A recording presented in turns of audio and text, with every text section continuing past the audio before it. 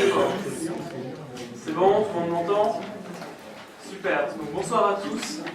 Je vous souhaite à toutes et à tous une excellente année 2016, une année de travail, d'idées nouvelles, de dynamisme pour la commune et pour la ville de Marcq. On est également très heureux de pouvoir vous donner un petit ballotin de chocolat, histoire de continuer à prendre des kilos après les fêtes. Alors, donc vous avez vu ce soir, l'ordre du jour du conseil municipal est quand même relativement court. Le but étant de passer plusieurs délibérations concernant des demandes de subventions qu'il faut faire passer avant la fin de semaine. Et donc, on les passe pour récupérer des sous. Voilà, tout simplement. Ça ne peut pas faire de mal. Mais on inclut d'autres choses également qui sont, vous avez vu dans la note explicative et dans l'ordre du jour du conseil municipal. Quentin, qui est secrétaire de séance, félicitations. Quelqu'un s'y oppose? Non. Allez, c'est parti pour l'appel. Veuillez répondre par présent à l'appel de votre nom, Monsieur Dumont Pierre-Henri. Présent. Monsieur Lefebvre Raymond. Présent. Madame Dessaigne Véronique. Présent. Monsieur Bius Régis. Présent. Madame Wacheux Annette, excusez, donne pouvoir à Madame Dessaigne. Madame Jean-Pi Isabelle. Présent. Monsieur Coupé Olivier, excusez, donne pouvoir à Monsieur Lefebvre. Madame Mercier Sabrina. Présent. Monsieur Lamblin Richard. Présent. Monsieur Legros Marc. Présent. Madame Noël Corinne. Présent. Monsieur Martin Fabrice. Présent. Monsieur Pile Robert. Présent. Madame Loucher Laurence. Présent. Madame Manier René. Présent. Madame Fleur Caroline. Présent. Monsieur Courtois Thierry. Présent. Madame Gessler Maryse. Présent. Monsieur Langlin Daniel. Présent. Madame Gattel René. Présent. Monsieur Guillaume Quentin présent. Madame Fiolet Evelyne. Présent. Madame Fournier Annick. Présent. Monsieur Massé Christian. Présent. Madame Delcroix Nathalie. Présent. Monsieur Émile Bernard. Présent. Monsieur Bouchel William. Présent. Madame Branly Sandrine. Présent. Et Madame Carbonnier Thérèse. Présent. Merci Quentin. On conclut que le quorum est atteint. On peut donc commencer nos délibérations. Le premier point à l'ordre du jour, de façon assez classique, concerne l'approbation du compte-rendu de la dernière réunion de conseil municipal. Avez-vous des remarques dessus? Madame Delcroix, je vous écoute. Merci, Monsieur le maire. Monsieur le maire, nous constatons que le sigle, donc parenthèse, fort petit point, fermez la parenthèse, est noté à plusieurs reprises seulement devant les élus de l'opposition. Donc, je voulais savoir si c'était une volonté de votre part. Bien sûr, vous vous doutez bien que je suis là pour couper la parole de l'opposition et l'empêcher de s'exprimer. Non, blague à part et plus sérieusement, je demande assez régulièrement que vous appuyez sur les micros pour qu'on puisse vous entendre. Et malheureusement, on a réécouté les bandes plusieurs fois, à la fois les bandes audio et les bandes vidéo, que ce soit sur Internet et sur nous, ce qu'on a enregistré, ce qu'on continue d'enregistrer aujourd'hui. Et on n'arrive vraiment pas à entendre, parfois parce que plusieurs personnes parlent en même temps, et d'autres fois parce que le micro n'est pas allumé. C'est vraiment pour ça que je vous demande de bien appuyer sur le micro. C'est pas pour qu'on puisse entendre, parce qu'effectivement, là même sans micro, on peut s'entendre, mais c'est surtout parce que sinon, c'est pas enregistré, tout simplement. Et j'ai demandé, vous pouvez voir avec les administratifs, mais quand j'ai relu le compte-rendu du dernier conseil, j'ai justement demandé à bien vérifier qu'on ne pouvait pas vous entendre. Mais vous, je pense que M. Massé, c'est arrivé plusieurs fois. Oui. Mais c'est Pourtant, c'est pour ça. Voilà. Non, mais c'est pour ça vraiment qu'il faut qu'on essaye de bien respecter les règles, de appuyer sur les jetons et que personne ne parle en même temps. Voilà. On a réécouté vraiment plusieurs fois les différents types. Malheureusement, on n'a pas pu distinguer ce qui était dit. Donc c'est pour ça que parfois on a les réponses aux questions sans avoir la question. Mais en tout cas, c'est vraiment pas une volonté de ma part, je vous rassure. Je pense aussi que... Malheureusement, C'est parce que c'est arrivé à plusieurs reprises, c'est arrivé à plusieurs pages. Mais vous constatez que je le répète souvent d'appuyer sur les boutons à chaque conseil municipal, c'est vraiment pas pour rien, parce que sinon on n'entend pas, et là cette fois-ci, c'était un peu le paroxysme, on n'entendait vraiment pas beaucoup parfois. Bon, ça concerne quelques aspects, mais c'est toujours intéressant, vous avez raison de le souligner, d'avoir l'ensemble des débats qui peuvent être pris, et surtout de comprendre un peu pourquoi il y a une réponse qui vient. Surtout les nôtres, en fait, en tant qu'opposition, on aime bien d'avoir la bien sûr. réflexion. Non, mais de toute façon, on va en parler, je pense, sur la modification du règlement intérieur, mais Nous, notre but, c'est vraiment d'être le plus transparent possible, et si on met les vidéos sur YouTube, c'est vraiment pour que le débat soit vu de tous, compris de tous, et que, disons, le substrat des échanges qui est sorti de nos réunions de conseils municipaux soit accessible à tous. Malheureusement, pour cette fois-ci, ce n'était pas forcément possible, mais je vous invite vraiment toutes et tous à bien appuyer sur les boutons pour qu'on puisse enregistrer les différentes remarques, réponses, questions qui peuvent être amenées. Voilà pour répondre à votre question, madame d'abord. Merci. D'autres remarques sur ce compte rendu de conseil municipal du 10 novembre dernier? Je vais donc le mettre aux voix. Y a-t-il des personnes qui votent contre, qui s'abstiennent? Unanimité, je vous remercie. Deuxième point à l'ordre du jour du conseil municipal, l'administration générale, avec des commissions municipales et quelques modifications. Alors je vous rappelle que lors des conseils municipaux des 16 avril et 27 mai 2014, des commissions municipales avaient été constituées, compte tenu des démissions récentes de M. Régis Delrève et de M. Perron-Serge, tous deux conseillers municipaux.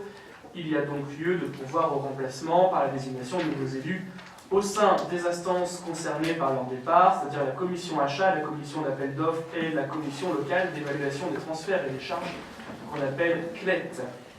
Alors, donc on a eu les réponses de votre groupe, Madame Delcroix, qui, donc, suite à votre accord, on a décidé de remplacer, conformément à l'article L2121.22 du Code général des collectivités territoriales, la liste des commissions municipales suivantes. Alors, dans la commission achat, M. Delrève est remplacé par vous, Mme Delcroix. Dans la commission d'appel d'offres, également, c'est le même remplacement. Et pour remplacer M. Perron dans la CLET, la commission locale d'évaluation des transferts et des charges, c'est vous, Mme Fiollet, qui arrivez. Voilà. Également, pour votre parfaite information, en ce qui concerne la modification des comités techniques et des CHSCT, j'ai pris les arrêtés qui vont bien, parce que c'est un arrêté du maire et non pas une désignation en conseil municipal. Et donc M. Massé remplacera M. Delrève dans les deux comités, le CT et le CHSCT, comme vous nous l'aviez demandé. Tout à fait. Voilà, pour votre parfaite information sur ces commissions municipales, y a-t-il des questions ou des remarques? Alors, M. Legros. Oui, je profite de cette parenthèse pour demander à M. Massé si, en tant que membre du CHSCT, s'il pense s'occuper des armoires à pharmacie. C'est-à-dire des armoires à pharmacie. Oui. Ah oui. Bon, Ouais, bien. mais, qu'est-ce qui... Non, L'approvisionnement, etc., le contrôle des On s'en armoires. occupe déjà, Marc, je te rassure. Hein. Pas de questions. Monsieur Massé, vous occuperez des armoires à pharmacie? Je vérifierai où il se situe. Bon, parfait. Après, je ferai peut-être un inventaire. Ouais, bon, allez. Alors, il y avait une deuxième question. Monsieur Boucher. Monsieur le maire, c'est une question comme ça. Pourquoi on n'a aucun membre au niveau de notre groupe dans la commission appel d'offres ou atelier pli? C'est une question de proportionnalité peut-être? En fait, c'est tout simplement qu'il y a des questions de proportionnalité, vous l'avez compris, que c'était une répartition qui avait été faite tous ensemble lors des premières semaines qui avaient suivi l'élection municipale de 2014. Et comme c'est une personne qui démissionne du groupe Continuons Ensemble, c'est donc un remplaçant du groupe Continuons Ensemble. De toute façon, vous voyez comment on fonctionne. Hein, si on a besoin, on passe des coups de fil. On est habitué avec monsieur Lefebvre, quand on a des urgences. On essaye de fluidifier un peu tout ça et d'avoir l'accord de tous, parce que de toute façon, sur 80, à ce qui est dans une municipalité, sur 90-95% des choses, dans mon photo, on est quand même tous plus ou moins d'accord, donc le but est de rester le plus fluide possible et le moins contraignant malgré les obligations administratives nécessaires. Voilà. D'autres questions, d'autres remarques sur ça? On met donc aux voix. Y a-t-il des personnes qui votent contre, des personnes qui s'abstiennent? Unanimité, je vous remercie. Donc, bienvenue dans ces différentes commissions, la CLET en particulier, où il y aura beaucoup de travail avec l'agglomération, les transferts différents à l'agglomération. Le 2.2, il y a...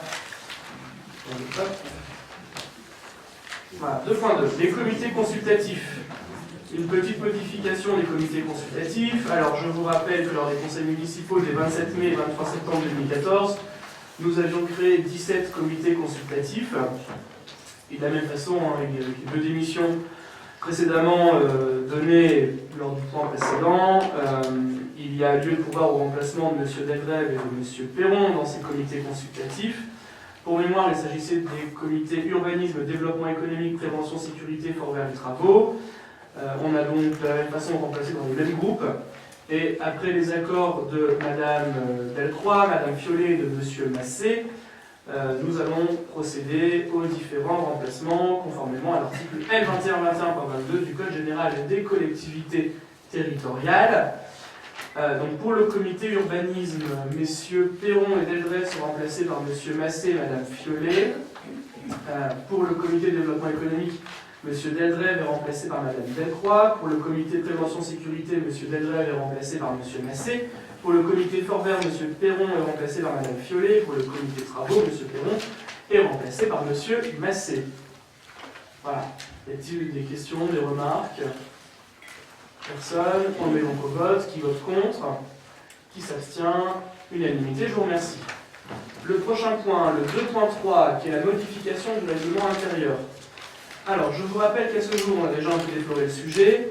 Les séances du conseil municipal sont enregistrées, filmées et diffusées intégralement sur le site internet de la commune en accès libre. L'établissement d'un procès-verbal reprenant l'intégralité des débats paraît aujourd'hui obsolète et de surcroît générateur d'un coût important pour la collectivité du fait du temps de travail conséquent qu'il génère pour l'établir. Pour information, plus de 56 heures ont été nécessaires à l'établissement du présent procès-verbal que nous avons étudié en début de séance pour la réunion du 10 novembre 2015, c'est-à-dire l'écoute, la frappe, la lecture et la relecture. On estime que ça représente un coût de près de 2 000 € pour la commune, c'est-à-dire les heures payées au personnel et les charges pour la collectivité.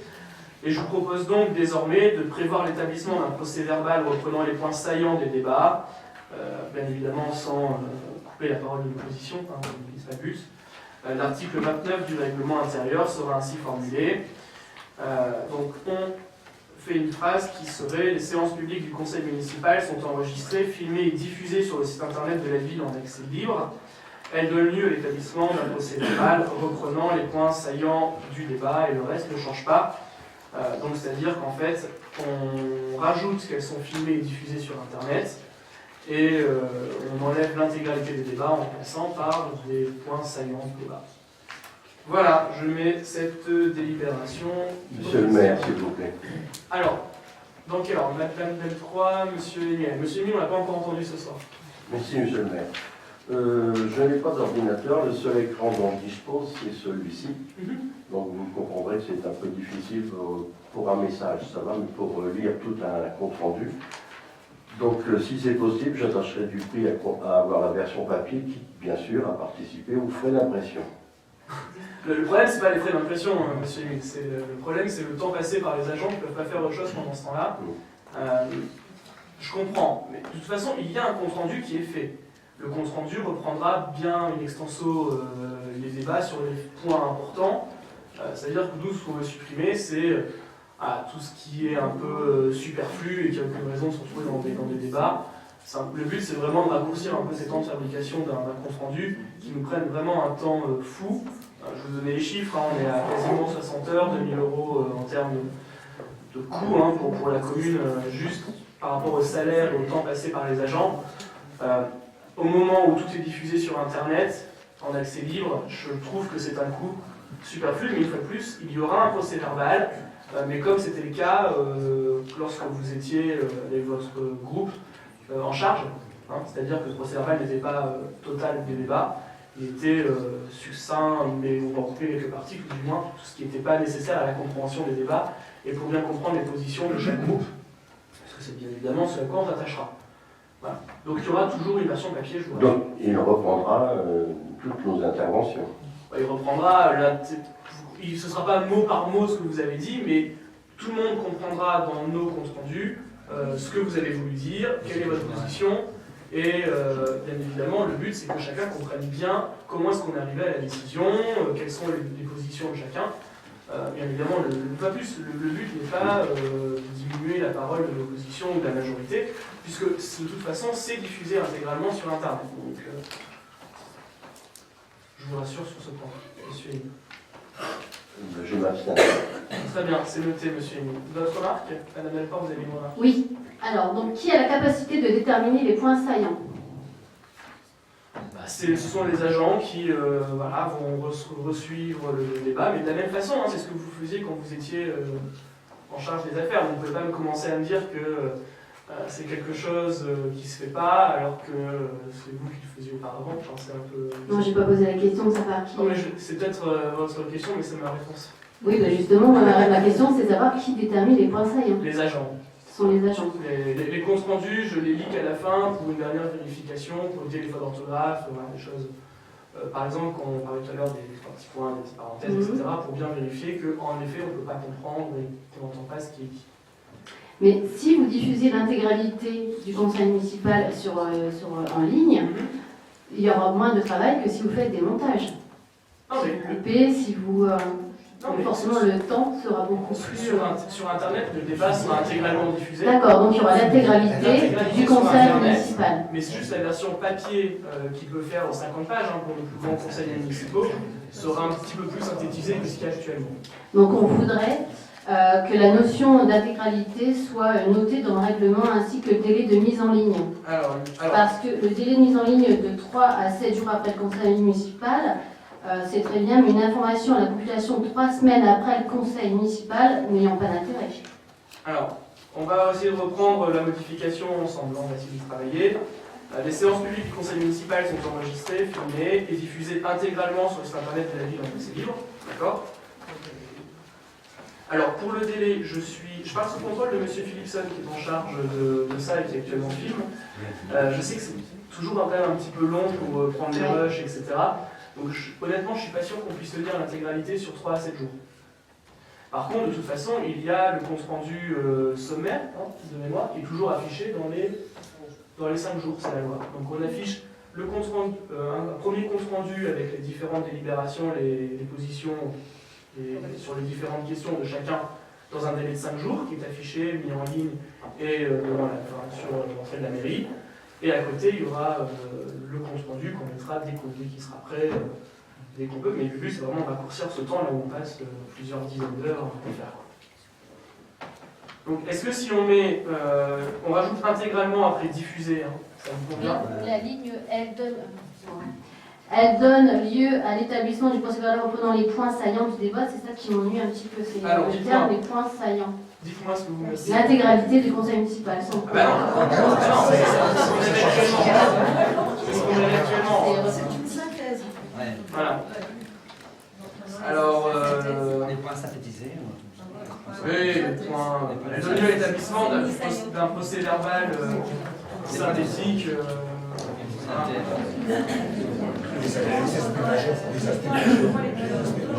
Oui, les points majeurs. Oui, c'est le terme saillant qui nous importe.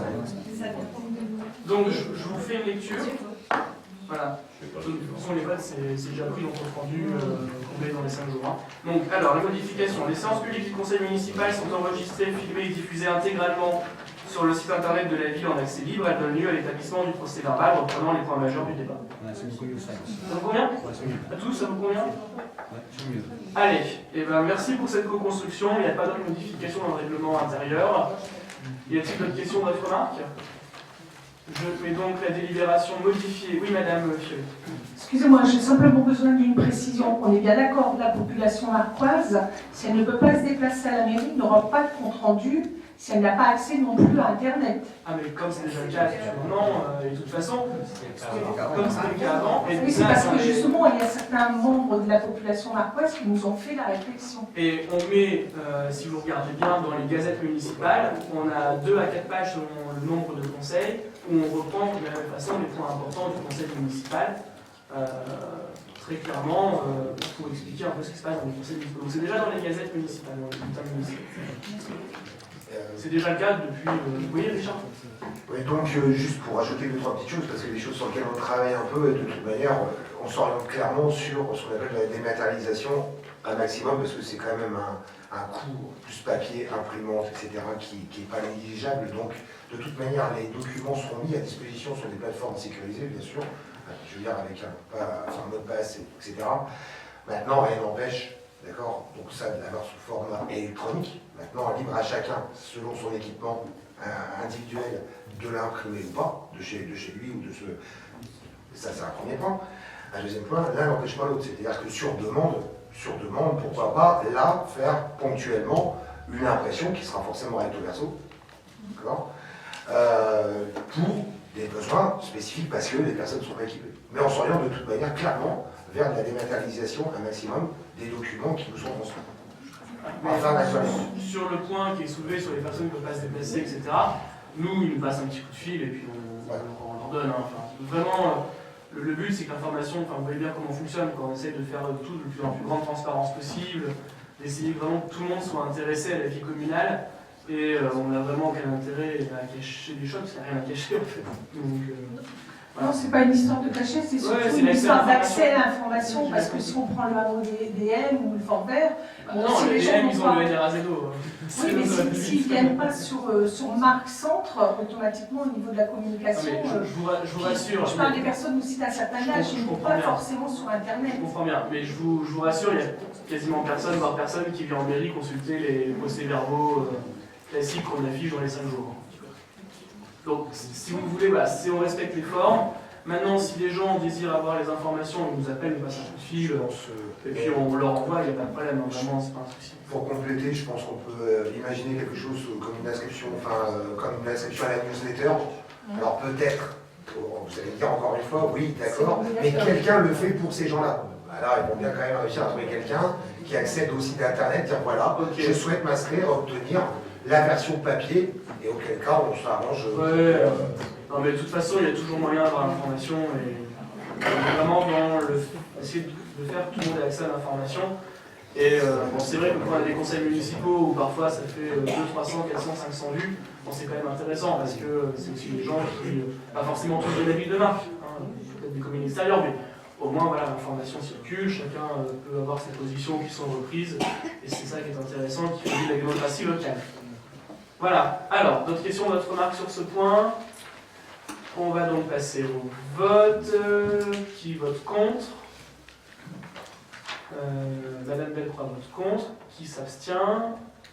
Alors, Madame Fiollet, Madame Fournier et Monsieur Émile s'abstiennent. Le reste vote pour. Je vous remercie. Alors, sur le troisième point, on arrive en point 3, les finances, qui est une première délibération à 3 points sur une demande de subvention pour le contrat de rayonnement touristique. Le Conseil régional Nord-Pas-de-Calais-Picardie renouvelle son appel à projet de contrat de rayonnement touristique qui est relayé par le syndicat mixte du pays du Calaisie, le SYMPAC, permettant de développer les actions à caractère touristique sur la commune. A ce titre, je vous rappelle qu'en 2015, la commune a reçu une lettre pour la mise en place de l'aire de fitness et la signalisation des sentiers de randonnée. Je vous propose donc de reconduire la demande de subvention en 2016 pour 3 nouvelles actions de mise en valeur du patrimoine de la commune pour les visiteurs. Premièrement, l'amélioration de la signalisation vers la ferme des Aigrettes. Deuxièmement, la mise en place d'un sentier pédestre permettant le contournement de la ferme des Aigrettes. Et troisièmement, le développement de la fête maritime des Islandais au M de Marc, permettant une réelle mise en avant de la spécificité culturelle locale. L'aide peut s'élever jusqu'à 30% du montant total des projets, mais évidemment, s'agissant d'un appel d'offres, nous ne sommes pas garantis d'obtenir la subvention demandée sur l'intégralité des projets soumis, et l'enveloppe étant fixe pour l'ensemble du pays du Calaisie. Je propose donc de nous autoriser à signer l'ensemble des documents relatifs au contrat de rayonnement touristique avec la nouvelle grande région. Voilà, des questions ou des remarques sur ce point? Pas de questions, pas de remarques, on la met au vote. Qui vote contre? Personne. Qui s'abstient? Personne. Unanimité, je vous remercie. 3.2. Pareil, une demande de subvention sur une aire de covoiturage. Nous prévoyons en 2016 de mettre en place une aire de covoiturage sur l'avenue François Mitterrand, à proximité du rond-point de la route départementale 942, conduisant vers l'autoroute. Cette aire permettra de répondre aux besoins d'usagers pratiquant déjà le covoiturage et stationnant leur véhicule à cet endroit, ou même ailleurs, conduisant actuellement à des mésententes entre riverains, commerçants et usagers. Nous envisageons d'y aménager une aire de 20 places goudronnées avec un emplacement pour les 2 roues, arrêt de transport en commun, des pauses minutes et panneaux d'information. Le montant estimé de l'investissement est de 100 000 € hors taxe. La mise en place de cette aire répond aux objectifs du déplacement durable du Conseil départemental du Pas-de-Calais et l'aide de ce partenaire représente 50% des investissements. Je rappelle que nous avons déjà sollicité la région pour cette opération au titre du dispositif Territoire à énergie positive et nous espérons, si nous obtenons l'ensemble des subventions, atteindre 80% de cofinancement. La réalisation du projet interviendra après la révision simplifiée du PLU qui sera bientôt soumis à délibération de ce Conseil. Je vous propose de m'autoriser à signer l'ensemble des documents relatifs à ces subventions pour la mise en place de l'aire de covoiturage en partenariat avec le département du Pas-de-Calais. Des questions, des remarques sur ça? Personne? Monsieur Massé. Ouais. Là, on s'est arrêté sur la rue François Mitterrand. Et au niveau de la rue Pascal, il n'y avait pas une possibilité de faire aussi, car la rue Pascal est très fréquentée aussi par le système de covoiturage. Je suis parfaitement d'accord. Le vrai problème de la rue Pascal, c'est qu'on n'a pas de terrain. C'est-à-dire que le but était de le faire à Transmarc. Mais Transmarc, les terrains ne nous appartiennent pas. On s'est renseigné et vu le prix de vente, c'est très compliqué. Tandis que là, avenue François Mitterrand, le terrain nous appartient. Ça commence sur la bordure à proximité. Ce sera à proximité, enfin vraiment dans le futur axe de développement de la commune. Et donc c'est aussi intéressant. Et on a vu dans l'ensemble des déplacements domicile-travail, là où sont adeptes les personnes du covoiturage, que les principales personnes qui travaillaient à l'extérieur de la commune et qui faisaient du covoiturage partaient sur des distances qui étaient l'île Dunkerque.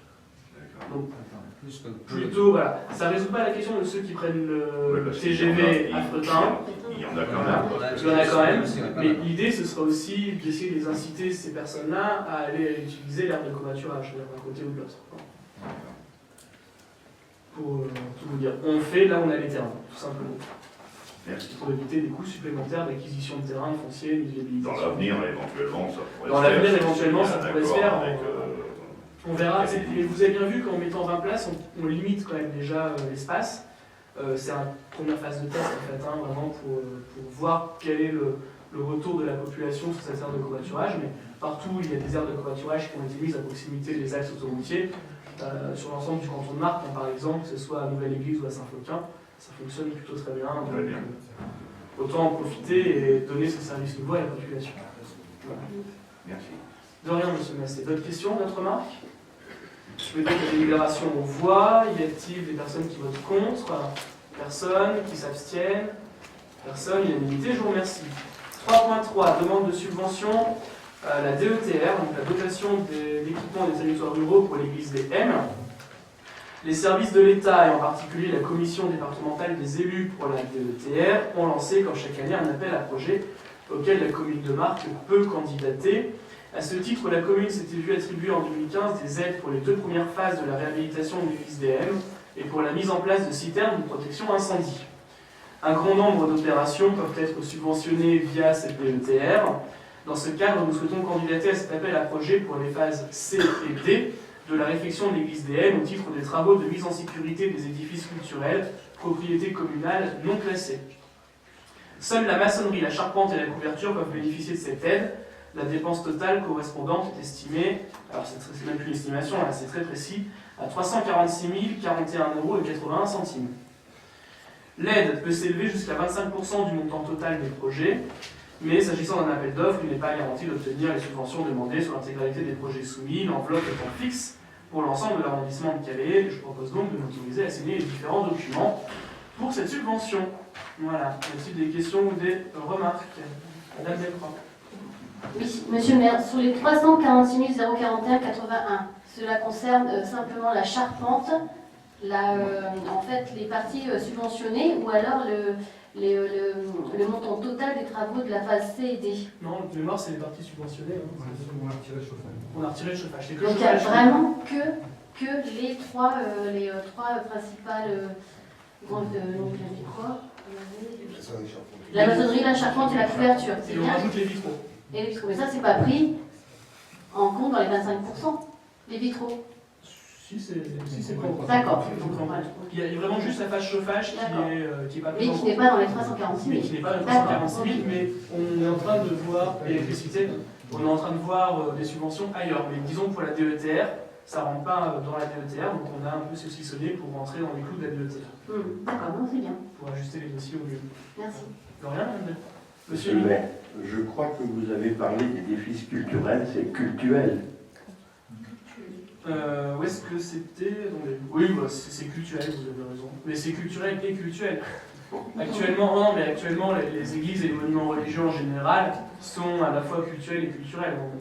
Que ce soit l'église DM qui revêt un aspect particulier, puisque église, un dernier disons, patrimoine de la commune de Marcq,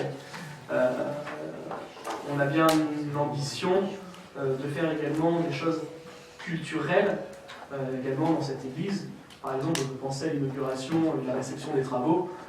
Pourquoi pas imaginer un concert? C'est-à-dire qu'on fait un concert dans une église, c'est culturel et cultuel à la fois. Ça c'est déjà fait, monsieur le maire, je vous rassure. Je sais bien. Non, D'autres questions, d'autres remarques? Alors, bon, Richard, on ne met pas sur Internet Ça va aller, monsieur le maire, pour l'instant. Ça va. Allez. On met des photos si vous souhaitez. Mais on a déjà mis. L'avancement des travaux, comme d'habitude. On a déjà comme on mis, fait régulièrement. voilà, des photos, là, progressivement, selon les différentes phases de travaux. On met les photos sur le Facebook de la ville de Marcq. Alors, d'autres questions, d'autres remarques? Plus personne. On met aux voix. Qui vote contre? Personne. Qui s'abstient? Personne. L'unanimité. Je vous remercie. 3.4. Réfection des trottoirs de l'avenue François Mitterrand. Également une demande de subvention dans la DETR. Comme pour la délibération précédente, nous souhaitons également candidater à l'appel à projet de dotation d'équipement des territoires ruraux pour la réfection des trottoirs de l'avenue François Mitterrand au titre, ouvrez les guillemets, des grosses réparations sur chaussées et trottoirs. C'est ça que ça s'appelle. Les travaux ont été attribués à l'entreprise SA en BRTP à Arles pour un montant de 70 565 € hors taxe. En quoi consistent les travaux? On démolit les pavés et les enrobés existants sur une surface de plus de 1600 m², on reprend le fond de forme et le reprofilage, on terrasse et on évacue les déchets, puis on met en place les différents matériaux, voilà, on fait bien évidemment attention au parking et entrée des riverains, et on réalise un enduit manuel monocouche, et on fournit bien évidemment les nouvelles bordures et les différents accessoires qui vont avec. Et nous démarrerons les travaux dès que les conditions climatiques le permettront, et surtout que les centrales à enrober seront réouvertes, ce qui n'est pas le cas actuellement. Et on prévoit une fin des travaux pour le printemps. Voilà, avant la fin du printemps. Des questions, des remarques? Attendez, j'ai pas fini, je dis des bêtises. Le montant de l'aide peut arriver jusqu'à 20% du montant total du projet. Une fois plus un appel d'offres avec enveloppe fixe, donc on n'est pas sûr d'obtenir les 20%, mais je vous demande en tout cas d'autoriser à demander la subvention pour ces réflexions de trottoir avenue François Mitterrand, qui en a bien besoin, vu que c'est des petits pavés et qui sont décellés et que ça devient dangereux. Voilà. Donc pour les phases de travaux, c'est depuis l'entrée de Marcq jusqu'à la rue Gaston Paris. Donc donner une géographie du projet, c'est ça, c'est bon, pas de bêtises? Très bien. Ok, c'est bon pour tout le monde. On le met au vote. Qui vote contre? Qui s'abstient? L'unanimité, je vous remercie. 3.5. Une nouvelle demande de subvention avec la DETR qui concerne cette fois-ci la réfection de la rue Jean Bart. Donc vous commencez à être familier avec la DETR, toujours au titre des grosses réparations sur chaussées et trottoirs. Nous désirons refaire la rue Jean Bart qui en a également bien besoin. Les travaux du lot numéro 1, réfection de voirie, ont été attribués à l'entreprise Eiffage située à Coquel pour un montant de 170 948,75 € hors taxe. Donc là, de la même façon, on scarifie la chaussée et on réemploie les matériaux existants sur 19 cm d'épaisseur pour une surface de 6300 m². On met en place les différents matériaux. On fait un tapis d'enrobé de 6 cm d'épaisseur sur les 6300 m². On met à niveau les bouches à clé, les boîtes de rembranchement, les bouches d'égout, etc. On règle les accotements. On refait bien évidemment la signalisation horizontale. Et la technique qui est utilisée, c'est-à-dire le réemploi des matériaux, permet de réduire le temps d'intervention de chantier, est également écologique, et minimise les transports de matériaux, puisque les matériaux se trouvent sur site, et ça forme donc un excellent bilan carbone, vu que vous savez qu'on inclut le bilan carbone maintenant dans nos gros appels d'offres pour les entreprises locales. Je vous informe également que les travaux du lot 2 qui concernent la réfection de l'éclairage public sur cet axe ont été attribués à la société SET tertiaire à Saint-Paul-sur-Mer pour le montant de 50 777 € et 30 centimes hors taxe. Et donc pour l'éclairage, pour les luminaires, on remplace les lanternes existantes par des lanternes LED avec un module de modification de la puissance selon la présence ou pas sur site. On ajoute également des points lumineux complémentaires avec un abaissement du champ de la façon, parce qu'il existe actuellement ce qu'on appelle des trous noirs sur cette chaussée, principalement sur le premier tronçon qui concerne tout ce qui est avant le Petit Bois. Et l'ensemble des travaux pour les deux lots devrait s'achever au printemps 2016, et le démarrage se fera de la même façon en fonction des différentes contraintes, c'est-à-dire l'ouverture des centrales à enlever et des conditions climatiques. Là aussi, on peut espérer jusqu'à 20% du montant total des projets, mais vous connaissez le principe, c'est une enveloppe totale sur Calaisie, et on candidate sur cette enveloppe. Voilà, des questions ou des remarques sur ce point, monsieur Massé?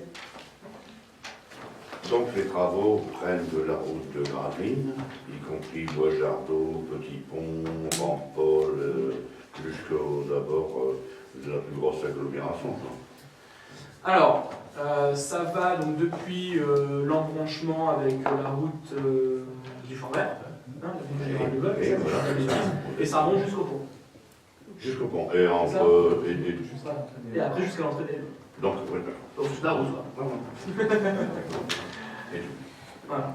Parce que pour ceux qui l'apprennent régulièrement, je vois des gens DM dans l'assistance, c'est un petit peu glissant et dangereux avec des trous, des ornières. Donc, on fait de la voirie. La voirie, c'est bien.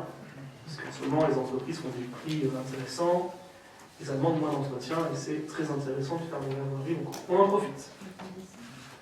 Et on a en plus bien besoin sur cette tronçon.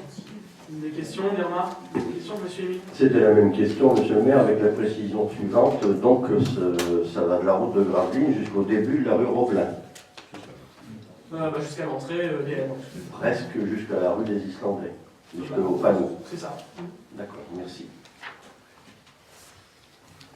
C'est un gros projet, comme vous voyez, c'est une opération très lourde, mais qui est nécessaire. Vous voyez que les opérations lourdes sont nécessaires, et là, il faut le faire. Plus personne? Allez, on va passer au vote. Qui vote contre? Qui s'abstient? Unanimité, je vous remercie. 3.6, les équipements numériques. Richard, on arrive dans ton domaine. On fait une demande de subvention de l'ETR. Alors, pareil, dotation d'équipements des territoires ruraux pour l'acquisition de 4 vidéoprojecteurs interactifs et de 4 micro-ordinateurs associés pour les écoles de la commune au titre de l'équipement numérique des bâtiments communaux à vocation scolaire. Chaque école a été dotée d'un tableau blanc interactif et d'un ordinateur portable lors de la rentrée scolaire 2013-2014 pour un coût de 10 500 €. Matériel installé dans 3 classes de CM2 et une de CP. En 2014, au printemps, on a acquis 2 valises contenant chacune un ordinateur portable et 15 tablettes tactiles.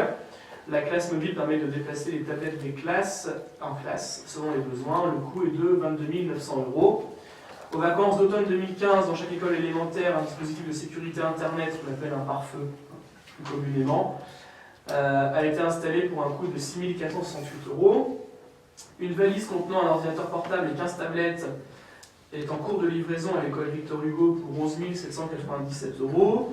Durant les vacances de Noël, ont été installés 4 vidéoprojecteurs interactifs et 4 tableaux blancs, un dans chaque école, 3 en CP et une en CM2, qui seront donc 4 classes qui seront à nouveau équipées. Évidemment, chaque vidéoprojecteur est accompagné de l'ordinateur qui va avec pour un coût de 8 500 €. La formation sera dispensée courant janvier pour les enseignants concernés. Également, une valise contenant 13 ordinateurs portables est en cours de commande destinée à l'école du Moulin pour un coût de 11 320 €. Et donc, les 4 écoles élémentaires seront équipées de classes mobiles à marque. Sur ce qui nous concerne, c'est-à-dire sur l'acquisition de 4 nouveaux vidéoprojecteurs interactifs et des micro-ordinateurs associés, la dépense totale s'élève à 8 500 € et on peut espérer une aide jusqu'à 25% du montant total du projet. fois plus l'octroi certains dans le cadre de la DETR.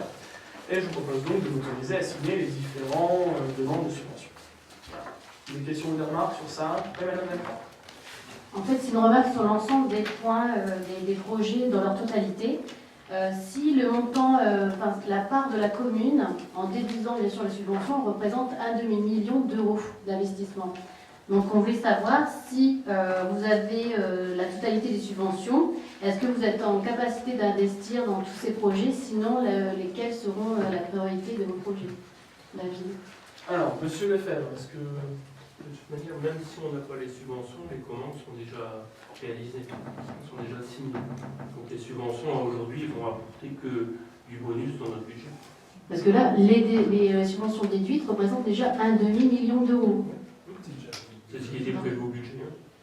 C'était déjà mis au budget tous ces projets. Exactement. On a les finances saines grâce à monsieur le président. Donc il faut espérer d'avoir les subventions en totalité. De toute façon, ça se fera. Ça se fera quoi qu'il arrive, mais sur les subventions, c'est mieux parce que ça préserve pour d'autres projets. Et en tout cas, vraiment suivre ça avec attention, avec le DGS, l'UNST, les services financiers qui suivent également ça avec une très très grande patience. Mais tout est prévu d'être fait et ce sera fait. Qu'on ait les subventions ou pas, mais on préfère les avoir bien évidemment. Bien sûr, évidemment. C'est pour ça qu'on les demande dès maintenant. Si vous vous souvenez, on avait fait des demandes de subventions également l'année dernière pour le tableau blanc interactif sur d'autres organismes. Et dès qu'on sait qu'il y a des aides, on les demande, tout simplement.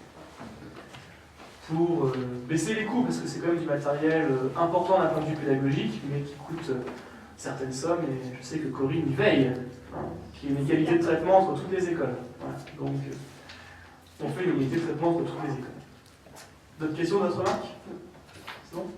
On va passer au vote. Des personnes qui votent contre, des personnes qui s'abstiennent. Unanimité, je vous remercie. On en est fini avec les demandes de subvention. On passe donc au point 4 qui concerne le personnel. Avec une modification du tableau des effectifs, il a été décidé, vous le savez, d'étendre la capacité d'accueil des timoniers, de créer un jardin d'enfants, afin de répondre aux problèmes liés à la non-scolarisation des enfants de 2 ans. Et pour ce faire, je vous propose de créer les postes suivants. Un poste d'adjoint administratif 2e classe à temps complet, 2 postes d'adjoint d'animation 2e classe à temps complet, un poste d'éducateur de jeunes enfants à temps complet, 2 postes d'auxiliaire de puériculture 1re classe à temps complet, un poste d'adjoint d'animation 2e classe à 17h30, un poste d'auxiliaire de puériculture 1re classe à 28h et un poste d'éducateur de jeunes enfants à 17h30. Des questions ou des remarques sur ce point? Ça accompagne le diagnostic qui avait été fait à la maison de la petite enfance et qui montrait qu'il y avait un réel besoin d'étendre les offres et de créer ce jardin d'enfants tout en augmentant le nombre de places de crèche. C'est bon pour tout le monde? On va mettre au vote. Qui vote contre? Personne. Qui s'abstient? Personne. Unanimité, je vous remercie. Le deuxième point sur le personnel concerne la mise en place d'instreintes semaine. Alors, ça part d'une anecdote en fait, c'est qu'on était en pleine semaine et qu'il y a eu un petit problème sur la voirie, qu'il n'y avait pas d'astreinte, et des astreintes le week-end, mais pas la semaine. Donc je me suis dit qu'il fallait mettre en place une astreinte semaine, et le comité technique s'est donc réuni le 14 décembre 2015 pour étudier ma demande, et a émis un avis favorable pour mettre en place un service d'astreinte permettant d'intervenir pour faire face à des besoins imprévus, ça peut arriver, c'est-à-dire les besoins imprévus, une voiture qui dérape sur la chaussée, qui perd de l'huile, il faut nettoyer l'huile le soir, un incendie le soir, des choses qui sont souvent pas des très très bons augures qu'on appelle les astreintes, mais qui sont nécessaires pour rétablir le bon fonctionnement et la circulation dans la commune. Et donc on a besoin de mettre ce service d'astreinte. Bref, le service qui est actuellement mis en place ne fonctionne que du vendredi soir au lundi, mais tous ces événements imprévisibles, on l'a dit, peuvent survenir également le soir ou la nuit en pleine semaine. Et je vous propose donc d'étendre, après l'avis, je vous l'ai dit, favorable du comité technique le 14 décembre 2015, le service d'astreinte. Les agents du service technique auront donc la charge de cette astreinte et pourront l'assurer à tour de rôle du lundi au lundi suivant, c'est-à-dire sur une période d'une semaine. Et la rémunération correspondante à cette astreinte est fixée par l'arrêté en date du 14 avril 2015 et qui, à ce jour, à 149,48 € pour une semaine complète. Voilà. Des questions ou des remarques sur ce point, Madame Delcroix? Oui, ce sont tous les agents du service technique qui non. pourront... Non. Alors, Madame l'adjointe, je ne sais pas si vous voulez expliquer les Alors, astreintes. nous avons fait une bourse pour faire appel aux volontaires et ensuite, bien évidemment, seront examinées les capacités techniques à intervenir sur la voirie en dépannage d'urgence. Cela représente à peu près combien de personnes du lundi au lundi que vous allez mobiliser pour les astreintes? En principe, c'est la même personne qui est volontaire toutes les semaines, hein, puisque c'est une indemnisation à la semaine. D'accord, donc c'est une personne par semaine, chaque semaine ce sera une personne différente. Voilà, c'est ça. Sur la base du volontariat D'accord. et des capacités. Pardon. Mais il faut qu'ils postulent à ceux, excusez-moi, je vous écoute la parole. C'est sur la base du volontariat et bien évidemment en fonction des compétences de la personne. C'est-à-dire l'astreinte, bon, je le vois sur un lot et plusieurs fois vous me donnez un petit coup de main sur les incendies auxquels on a dû faire face. Il faut savoir qu'on peut toucher à tout. Donc selon les capacités des agents, leur volonté, pas plus, c'est à chaque fois des astreintes d'une semaine. Et donc pour ce service d'astreinte, il y a une indemnisation qui est arrêtée par arrêté. Puis quasiment 150 € on a dit pour la semaine complète. Voilà, c'est ce qui se fait un peu partout, mais qui n'existait pas encore sur la commune. Il y aura un appel à volontariat ou c'est déjà fait peut-être? Non, rien n'est fait pour l'instant. Normalement, les instructions ont été données pour que ce soit passé. On a mis en place une nouvelle procédure, c'est-à-dire que dès qu'on a une création de poste, on fait un appel afin que l'ensemble du personnel soit informé et puisse éventuellement postuler dans le cadre d'une mobilité interne. Donc là, on étend le service et en principe, au niveau des services techniques, tout le monde doit avoir l'information. Parce que ce jour, tout le monde n'a pas eu cette information, c'est pour ça que je vous pose la question ce soir. Écoutez, comme on n'a pas encore décidé, il y a encore le temps, d'accord, merci. Oui, de toute façon, vous doutez bien qu'on attendait la décision du conseil municipal avant officiellement, même si au moment où le comité technique l'a validé, on sait que c'est toute la partie. Mais pour vraiment. Mais les messages sont déjà passés, on parle sous contrôle du DST, tout est déjà passé. Donc. De toute façon, pas plus, vraiment le but c'est que les agents se sentent bien et que chacun puisse avoir sa chance. C'était le principe, voilà, je suis d'accord. Vraiment sur la base du volontariat, mais que tout le monde ait l'information, c'est pas plus à la circulation de l'information. Voilà, des questions ou des remarques sur ce point? Pas du tout. On met donc au vote, qui vote contre? Personne, qui s'abstient? Personne. Je vous remercie, vous soulagez parfois à minuit. Quand on est appelé, on ne sait pas trop quoi faire à 3h du matin, ça peut être intéressant. Mais sinon, je t'enverrai avec un balai et une peine. Allez, point 5, différentes communications. Alors, un petit point sur les travaux de voirie, parce qu'on a beaucoup parlé de voirie, et sur les marchés à bon de commande. Alors, sur la période du 8 février au 3 mars, on va faire pas mal de petits travaux sur ce qu'on appelle les marchés à bon de commande qui étaient donnés à l'Eurovia par une réponse à marché. Donc c'est pour 50 000 € maximum hors taxe par an. Alors, quels sont les travaux que nous allons réaliser? Premièrement, du 8 au 11 février, sur l'avenue de Calais, on va enlever la bande centrale pavée voilà, qui était demandée depuis pouf. Et bon, c'était joli, mais c'était pas très pratique. Donc on va faire quelque chose d'un peu moins joli, mais beaucoup plus pratique, qui est une bande centrale d'enrobée pour 4 000 et un petit peu plus de 4 000 € hors taxe, toujours dans ce seuil des 50 000 € par an du marché à bon de commande. Du 22 au 24 février, on va faire des petits travaux sur la rue du Canal. Vous savez qu'on a refait le pont, rue du Canal. Une fois de plus, on a voulu préserver l'architecture et le patrimoine de la commune en le mettant en valeur sur ce pont. Et on va faire des petits travaux de voirie pour atténuer la bosse qui est située au-dessus du pont du Canal. On ne va pas évidemment l'aplatir totalement, mais on va atténuer cette bosse qui, parfois, pour les véhicules qui sont un peu bas de caisse, accroche. On peut dire ça comme ça. Le troisième petit travaux qu'on va faire, c'est la rue de Verdun.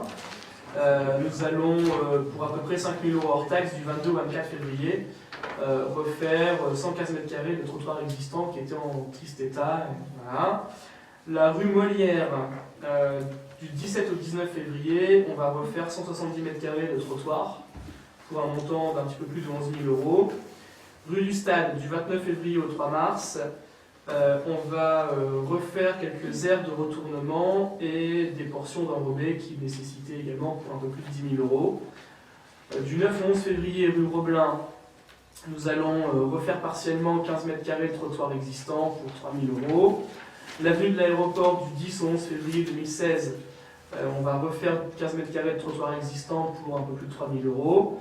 Et route de Waldan du 15 au 16 février, nous allons réaliser un caniveau, parce qu'il y a un problème d'infiltration d'eau pluviale et qui affecte une habitation située en bord de route pour un peu plus de 4 000 euros.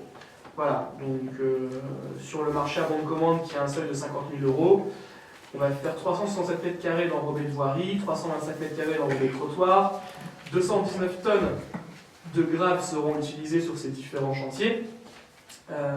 Et le montant total est de 48 790,67 € hors taxe. Voilà. Alors, deux autres petites communications. Vous savez que j'aime bien à la fin tenir au courant sur la vie de la commune. Alors, on a eu malheureusement, je pense que vous avez dû voir dans la presse et ou sur les différents sites internet de la ville, qu'on avait eu un petit problème d'intrusion dans une école de notre commune, qui relève vraiment de la malchance, c'est-à-dire qu'on a eu une cinquantaine de personnes migrantes qui étaient sur Transmart, qui ont été délogées par les CRS comme quasiment chaque soir, qui sont remontées par le chemin mutuel qui passe rue Jules Ferry, rue Jacques Prévert, et pour rejoindre donc, la lande et le camp Jules Ferry. Et au moment où ils arrivaient, à peu près un petit peu après le Lidl en face du camp des gens du voyage, ils ont croisé une patrouille de la PAF. Ils ont pris peur, se sont mis dans le bois attenant où les plaques de béton ont été cassées auparavant par qui ont été cassées. Ils se sont, je crois que 90-95% d'entre eux qui sont restés tapis dans le bois en attendant que ça passe. Et il y en a 4-5 qui ont continué à courir tout droit, sont enjambés 2-3 jardins et sont arrivés dans la cour de l'école maternelle de Haute-Commune à 8h30, alors que les parents déposaient les enfants. Donc, voilà, vous voyez, c'est une succession un peu de malchance. Cependant, on avait déjà travaillé sur des plans avec les différents services, organismes, DST, services techniques, police municipale, afin de sécuriser cette école des Hautes-Communes où on a un double problème, principalement dans le cadre du plan Vigipirate, le problème migratoire, donc un problème sur cette école qui pour cette fois-ci a vraiment de la malchance et un concours de circonstances malheureux. Enfin, plus, ils sont juste restés dans la cour pendant une minute, quand ils sont aperçus que c'était une cour d'école, ils sont vite partis. Mais ça peut choquer, et je comprends que ça choque. Donc, on va rehausser un grillage à l'arrière de l'école des Hautes-Communes qui était affaissé et pas à hauteur, c'est par là où ils sont venus par l'arrière. Mais également, on va en profiter pour faire des travaux sur le devant de l'école des Hautes-Communes, puisque actuellement c'est un petit muret qui est quand même pas très safe d'un point de vue Vigipirate. Donc on va mettre un grillage comme dans toutes les écoles qui accueillent des enfants, d'une hauteur de 1,80 m, et on va changer également les portails pour les ajuster à la taille des grillages, et comme ça en plus les parents pourront plus envoyer les enfants par-dessus quand ils sont en retard. Ce qui énerve des... Non, c'est des faits qui existent, ça énerve des personnes, des institutrices, des instituteurs qui se récupèrent des enfants. Voilà. Également, on en profite... Je me tourne vers vous, Madame Branly. Ah, mais que devient le pommier, Madame Branly? Donc, on va créer une zone d'accueil, parce qu'on a un vrai souci devant cette école, et surtout devant l'école primaire, c'est qu'il n'y a pas de zone d'accueil des parents. C'est-à-dire que les parents sont tassés le long d'un trottoir, un trottoir pas large, une rue à sens unique, une rue très étroite. Donc on crée une aire d'accueil pour les parents de 150 mètres carrés, en mangeant sur l'espace vert où il y a le fameux pommier, et donc... manger des pommes. On n'a plus grand monde. Voilà, donc en même temps on fait les travaux qu'on avait déjà prévus, mais il y a eu un élément déclencheur, donc on accélère ça. Donc les événements se sont passés vendredi de mémoire. On a réagi donc vendredi dans la journée, on a fait les consultations d'entreprise, tout a été fait et les travaux commencent jeudi. La rue va être fermée ou pas? C'est juste pour savoir ce que... Non, vous inquiétez pas. Voilà. Alors également, toujours concernant cette problématique migratoire, parce qu'il faut aussi voir les choses en face, on a des traversées de migrants sur la commune et qui posent pas mal de soucis, principalement au niveau du nord des Dryades, hein, la partie allée de Bernache, la partie vraiment nord-nord-nord-ouest des Dryades, où donc, on a remonté la trace, le chemin emprunté par les migrants depuis Jules Ferry, et on va prendre plusieurs mesures. Donc en fait, vous pouvez, je ne sais pas si vous situez hein, le site, mais en fait c'est ce qui donne sur l'entreprise Carpentier, Marcel Doré, etc. Hein. Donc il y a un petit fossé qu'on va élargir. On va élargir le fossé histoire de faire un obstacle difficilement franchissable. Et on va en plus derrière mettre un grillage, comme ça évitera. Le but c'est vraiment de les dévier pour ne pas les faire passer par la ville, mais de les faire passer la nuit plutôt par la zone commerciale et l'entreprise à côté, quoi, qui est disons, un peu plus éclairé que ce qui est actuellement un peu plus safe. Voilà. Donc, ça a été vu avec les riverains, ça a été vu avec les services techniques et on teste. Hein, de toute façon, c'est sûr que les passages comme ça, continus de personnes par plusieurs centaines, vont cumuler chaque jour, chaque nuit, créer un climat d'insécurité et on essaye de le résoudre malgré le faible pouvoir du maire. Donc, voilà. On essaye et on fait les travaux là rapidement, c'est ça. Voilà, visite demain et travaux de semaine prochaine. Voilà, bon c'est des sujets pas forcément sympas à aborder, hein. Je suis désolé, mais au moins comme ça vous êtes tous au courant. Et j'ai des copies, hein, si vous voulez voir un peu ce qu'il en est, je peux vous les laisser à disposition pour que vous saisissiez tous bien. Mais de toute façon, lors des vœux, je le dirai également, on projettera les photos, histoire que chacun comprenne bien les enjeux. Voilà, un petit point sur les manifestations passées. On a eu un très beau concert de Mathieu Esnu, qui est un concert pianiste soliste, et qui a vraiment ravi les spectateurs, pour ceux qui étaient présents. On a également eu le concert de la Sainte-Cécile avec l'HB2M, qui a pareil rencontré son succès habituel. Je profite également de ce moment pour saluer la collecte de jouets qui a été effectuée par le CMJ et l'opération Hopi Noël. Ils ont donné, je ne sais plus combien de jouets. Plus de 200 jouets. Voilà, plus de 200 jouets ont été récoltés auprès des habitants. On les a remerciés individuellement de leur générosité. Par un courrier. Par un courrier. Et ces jouets ont été distribués aux enfants hospitalisés de l'hôpital de Calais. En lien avec l'amicale des sapeurs-pompiers. C'est ça, Quentin? Oui. Alors, sur le Téléthon, vous savez qu'on essaye avec le centre social de redynamiser un peu tout ça. On a fait donc, beaucoup d'efforts, et la ville et la municipalité, et surtout les associations, ont fait énormément d'efforts cette année pour le Téléthon. Et on a pu recueillir 5 367,03 €. C'est plus du double de l'année dernière hein, pour le Téléthon. Et le chèque a été remis aux différents représentants de l'AFM Téléthon, et j'adresse bien évidemment des grands remerciements, et j'ai adressé des grands remerciements au nom du conseil municipal, des associations qui ont organisé tout ça, et surtout au centre social et culturel, Jacques-Yves Cousteau, qui a été la cheville ouvrière et la tête de réseau sur ça. Le 7 décembre, on a reconduit l'arrivée de Saint-Nicolas à place de l'Europe. On a accueilli sur une place bien chargée en population Saint-Nicolas, avec un bon chocolat chaud, des bonbons, des mandarines, et avec des très belles illuminations. Voilà, chaque année, on essaye d'améliorer un peu tout ça. Ça a un coût, mais on essaye de faire en sorte que la ville soit chaque année plus belle. Également, le marché de Noël, toujours en restant dans les fêtes de fin d'année, le marché de Noël à la ferme des Aigrettes a rencontré, comme d'habitude, un très franc succès hein, pour sa deuxième édition à la ferme des Aigrettes, où 25 chalets ont été installés, c'est-à-dire 10 de plus que l'année dernière. Et je pense qu'on peut en reconstruire 10 assez facilement vu les demandes qu'on a déjà reçues pour le marché de l'année prochaine. Également, je remercie le comité des fêtes, Robert qui est là, pour le carrousel.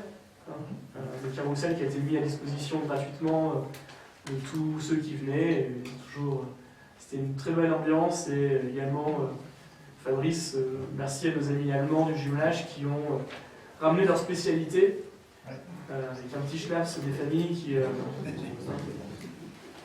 voilà, valait mieux voter avant qu'après. Hein. Du prochain et du cidre chaud. Tout à fait, merci. Le même week-end, donc le 13, on a eu un concert de gospel à l'église Saint-Martin, une magnifique ambiance. C'était vraiment un très beau gospel et on espère bien le renouveler. Je ne vais pas trop dire ce qu'on va faire l'année prochaine parce que sinon ça va casser ce que Daniel va dire lors des vœux vendredi, mais... Hein.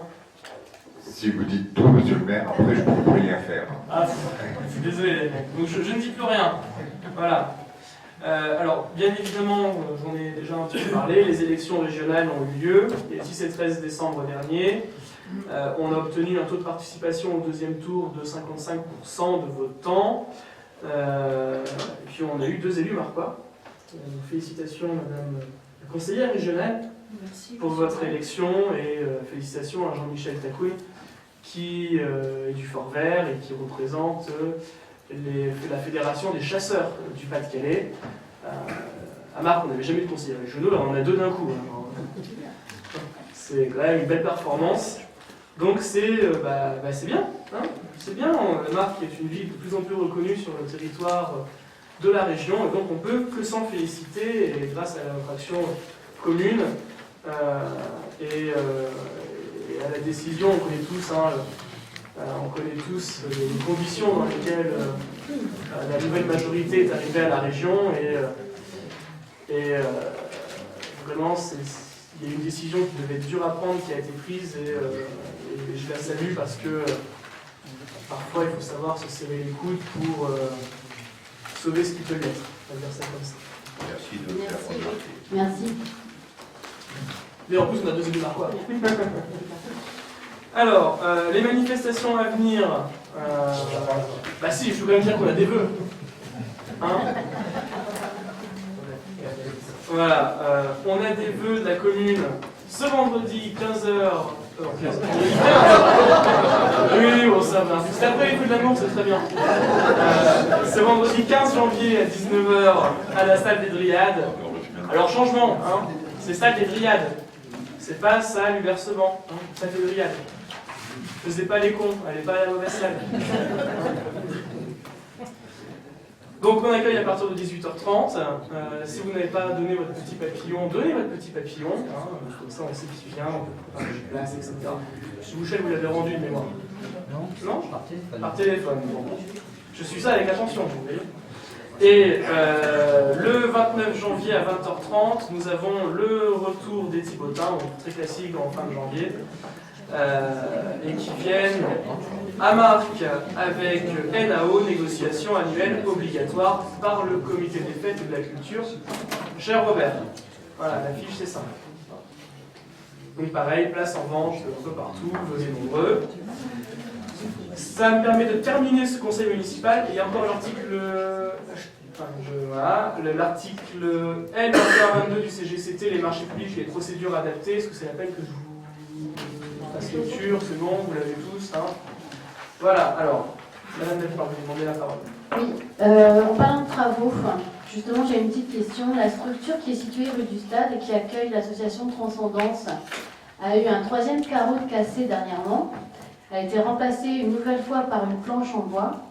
A priori, les enfants se plaignent un peu d'asthme parce qu'ils ont de l'humidité. Elle est très humide cette salle. Et je voulais savoir, comme c'est une structure qui accueille des enfants de très jeune âge, savoir si vous comptiez faire quelque chose pour ce bâtiment qui est très dégradant. De toute façon, c'est pas un bâtiment, hein, c'est fabriqué. Ouais. Moi, c'est là que je faisais du judo quand j'étais petit, pour tout vous dire. J'avais des étiquettes Astérix, je faisais du judo. Passionnant. Bah non, on s'en fout pas, mais disons les chats. C'est bon, ouais. Judo, bref. Un vrai sport. Non, je plaisante. Et blague à part. Non, ce local est indigne des standards de la ville de Marc. La ville de Marc et les infrastructures sportives.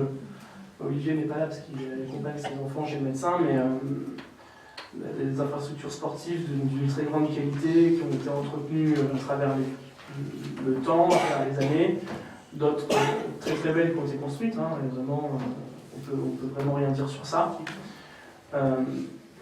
Maintenant, il y avait un projet qui existait, qui était... C'était à l'origine la nôtre, que vous avez arrêté Non, c'est pas moi qui l'ai arrêté. On va remettre les choses dans le contexte.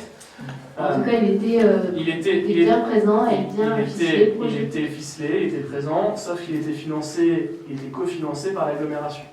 Parce qu'il y avait également une salle de musique à l'intérieur. Et on voulait mettre le CRD à l'intérieur. C'est pas de bêtise? C'est ça l'idée? Sauf qu'il ne vous a pas échappé que les difficultés financières de l'agglomération ont fait que sur l'année 2015-2016, il y a des années blanches en investissement. Et que donc un tel projet ne peut pas sortir sans le soutien de l'agglomération. Donc tant que l'agglomération n'a pas les ressources financières adéquates, il sera compliqué de ressortir votre projet, mais je suis bien évidemment cette salle, on a vraiment besoin de la changer, c'est mon objectif de la changer. On fera tout pour trouver les ressources financières internes et externes et les cofinancements nécessaires pour donner une salle de danse un peu digne. Est-ce qu'on y mettra le CRD ou pas à l'intérieur, je ne peux pas encore vous le dire, mais on n'a pas perdu ça de vue. Mais votre projet initial est tombé à l'eau du fait des difficultés financières de l'agglomération, pas du fait de la volonté du maire. C'est vous qui le dites. Cependant, est-ce que vous allez trouver une solution pour enlever les planches en bois ou vous laissez les... Ça, on va aller voir avec les services techniques. Je vais laisser monsieur Dumont, le directeur des services techniques, regarder ça et puis on verra. Mais là, s'il y a des solutions qui sont faisables, bien évidemment. Mais vous comprenez bien la logique de la commune. Le but de la commune, c'est de faire des établissements pérennes et des bâtiments un minimum sexy. Donc, avoir des bungalows, que ce soit dans les écoles, je prends l'école maternelle de l'aéroport, que ce soit pour l'école de danse, transcendance, c'est quand même pas ce qu'il y a de mieux, quoi. Très clairement. Je vous le dis, ce bâtiment, déjà, il n'était pas très bien quand j'y étais enfant judo, donc maintenant, il y a l'eau qui a coulé sous les ponts, quoi. Je suis pas aussi vieux que le charme, mais...